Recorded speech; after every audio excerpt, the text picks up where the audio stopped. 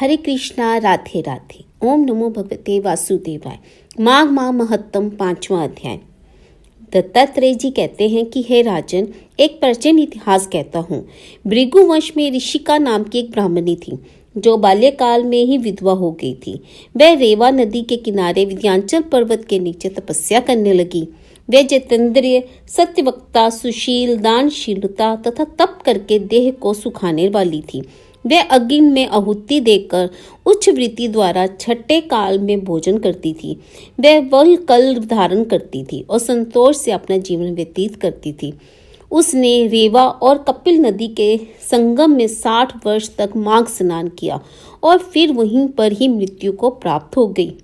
माघ स्नान के फल से वे दिव्य 4000 वर्ष तक विष्णु लोक में वास करके सुंद और उपसुंद दैत्यों का नाश करने के लिए ब्रह्मा द्वारा तलोत्तमा नाम की अप्सरा के रूप में ब्रह्मलोक में उत्पन्न हुई।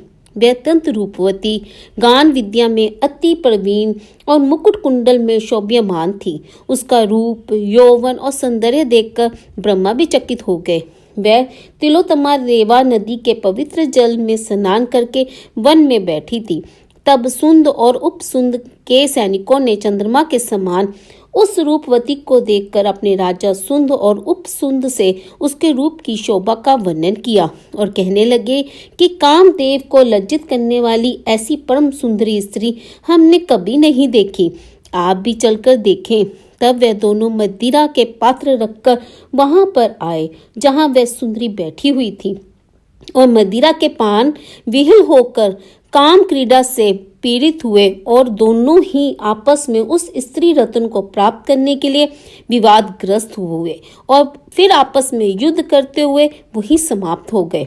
उन दोनों को मरा हुआ देखकर उनके सैनिकों ने बड़ा कोलाहल मचाया और तब तलोत्तमा काल रात्रि के समान उसको पर्वत से गिरती हुई 10 दिशाओं को प्रकाशमान करती हुई आकाश में चली गई और दैत्य कार्य सिद्ध करके ब्रह्मा के सामने आई। तो ब्रह्मा जी ने प्रसन्नता से कहा कि हे चंद्रवती, मैंने तुमको सूर्य के रथ पर स्थान दिया। जब तक आकाश में सूर्य स्थित है, नाना प्रकार के भोगों को भोगो। सो हे राजन, वह ब्राह्मणी अब भी सूर्य के रथ पर माघ मास स्नान के उत्तम भोगों को भोग रही है।